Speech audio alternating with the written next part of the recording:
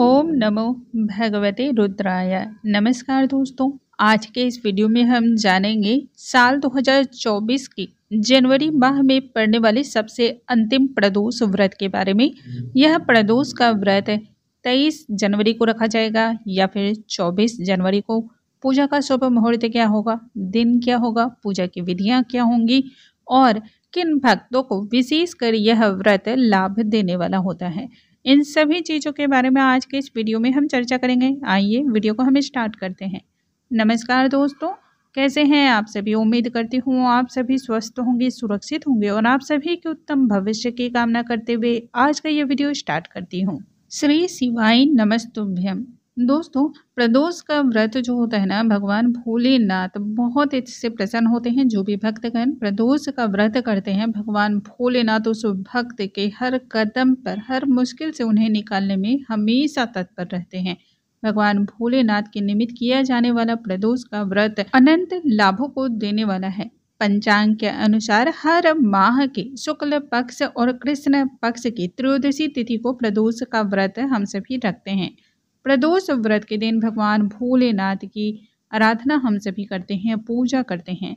दोस्तों, इस दिन यदि आप भगवान भोलेनाथ की पूजा अर्चना करते हैं तो इससे सभी प्रकार के सुख और समृद्धि की प्राप्ति होती है। जीवन के हर प्रकार की जो भी मुश्किल परेशानी होती है सभी दूर हो जाती हैं। व्यक्ति के जीवन में खुशहाली होती है और देवों के देव महादेव महाकाल जो होते हैं, यह सभी प्रकार के कालों का नाश करने वाले होते हैं, सभी प्रकार के विघ्नों को समाप्त करने वाले होते हैं।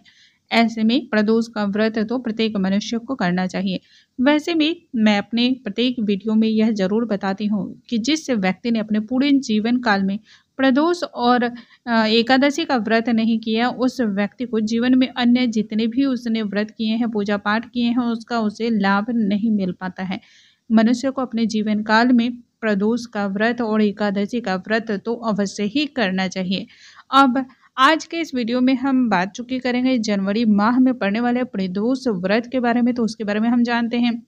हिंदू पंचांग के अनुसार पौष माह के शुक्ल पक्ष की त्रयोदशी तिथि को जो प्रदोष का व्रत रखा जाएगा वह 23 जनवरी को रखा जाएगा और दिन मंगलवार हो रहा है। मंगलवार होने की वजह से इसे मंगल प्रदोष व्रत के नाम से जाना जाता है या फिर बहुत जगह इसे भौम प्रदोष व्रत के नाम से जाना जाता है।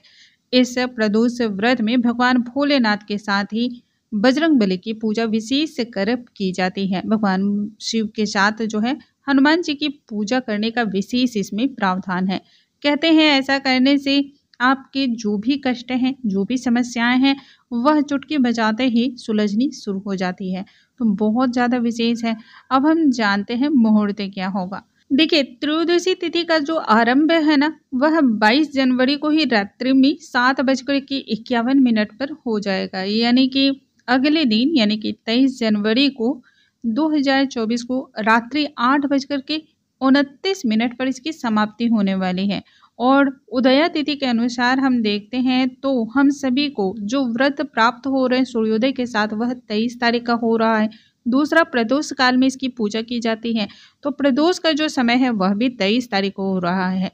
बहुत बार ऐसा होता है कि 23 तारीख को जैसे इस बार हम सभी रखेंगे, क्योंकि रात्रि 8:39 पर जो है ये समाप्त होगा।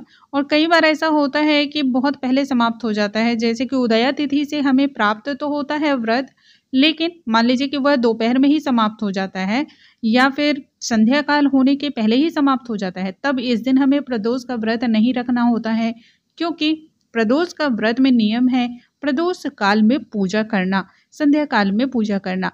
यदि संध्या काल आपको प्राप्त इसमें नहीं हो पाता है, तब ऐसे में यह मान्य नहीं होता है। लेकिन 23 जनवरी को हम सभी जो व्रत रखेंगे, इसमें संध्या काल में, प्रदोष काल में हमें यह व्रत प्राप्त हो रहे हैं, इसलिए हम सभी व्रत भी 23 तारीख का ही रखेंगे, यानी कि मंगलवार के दिन। अब हम जानते हैं कि पूजा का मुहूर्त क्या होगा। तो 23 तारीख को, 23 जनवरी को आपको शाम को 5:42 से लेकर के 8:33 तक यह प्रदोष काल का मुहूर्त है। इसी समय आपको भगवान भोलेनाथ की पूजा अर्चना करनी है। अब जान लेते हैं पूजा की विधि क्या होगी। तो दोस्तों, प्रदोष व्रत के एक दिन पहले से ही लहसुन प्याज वगैरह आप छोड़ दें। दूसरे दिन यानी कि प्रदोष व्रत के दिन सुबह आपको फटाफट से ब्रह्म मुहूर्त में उठ करके स्नान करें। ब्रह्म मुहूर्त में बार बार इसलिए कहा जाता है क्योंकि इस समय जो पूजा आप करते हैं वह सभी प्रकार के सुख को देने वाली होती है। और यदि ब्रह्म मुहूर्त में ना भी कर पाते हो तब 8:30 बजे के पहले एक सामान्य पूजा कर लें। बाकी पूजा आपको प्रदोष काल में यानी कि संध्या काल के समय करनी होती है। सुबह स्नान आदि करके आप साफ स्वच्छ वस्त्र धारण कर लें। मंदिर के इस दिन यदि आप साफ सफाई करते हैं, मंदिर की यदि आप मंदिर में जाकर झाड़ू लगाते हैं तो इससे आपको अनंत गुना फल की प्राप्ति होती है। दिन भर आपको भगवान भोलेनाथ के मंत्रों का स्मरण करते रहना है, उनके नामों का जाप करते रहना है। शिव जी के समक्ष एक दीपक जरूर जलाएं। अब संध्या काल की पूजा हम जानते हैं। संध्या काल में भगवान भोलेनाथ के मंदिर चले जाएं और यदि मंदिर नहीं जा सकते हैं तो घर में भी आप कर सकते हैं। पार्थिव शिवलिंग की पूजा भी आप बना करके कर सकते हैं। सबसे पहले आप यह जान लें कि भगवान भोलेनाथ की पूजा में अभिषेक का महत्व सर्वाधिक माना गया है।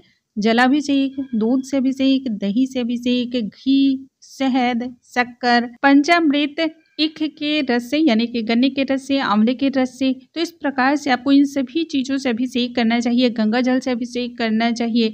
यदि आप लक्ष्मी की प्राप्ति करना चाहते हैं तो आंवले के रस से अभिषेक करें या फिर गन्ने के रस से करें। शत्रु बाधा से आप समाप्ति चाहते हैं तो ऐसे में आपको सरसों के तेल से जरूर अभिषेक करना चाहिए।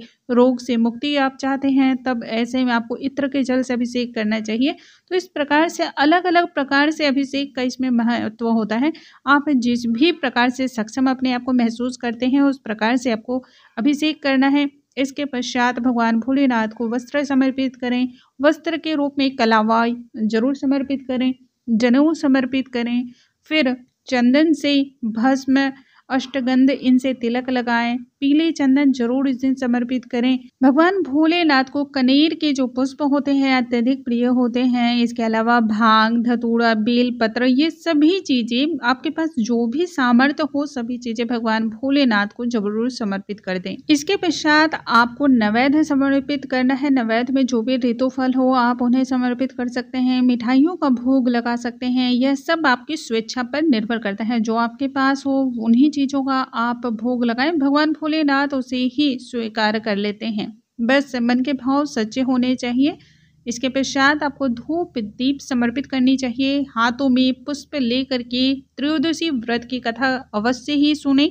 भौम प्रदोष व्रत की जो कथा है वह अपलोड कर दी जाएंगी क्योंकि पूर्ण फल की प्राप्ति के लिए कथा का सुनना भी उतना ही अनिवार्य है। फिर हाथों में जो पुष्प आपने लिया है कथा के सुनने के पश्चात भगवान भोलेनाथ के समक्ष छोड़ दें। विशेष मनोकामना है तो दीपक जलाते समय ही आपको विशेष मनोकामना आपकी बोलनी है। इसके पश्चात आपको आरती करनी है, क्षमा याचना करना है। तो इस प्रकार से आपको प्रदोष का व्रत जो है पूर्ण विधि विधान के अनुसार संपन्न करना चाहिए। दोस्तों उम्मीद करती हूँ आज का ये वीडियो आप सभी को बहुत अधिक पसंद आया होगा। वीडियो थोड़ा सा भी पसंद आता हो या हेल्पफुल लगता हो तो वीडियो को लाइक करना बिल्कुल न भूलें। अगली वीडियो में हम एक नई जानकारी के साथ फिर से मिलेंगे। तब तक के लिए नमस्कार दोस्तों।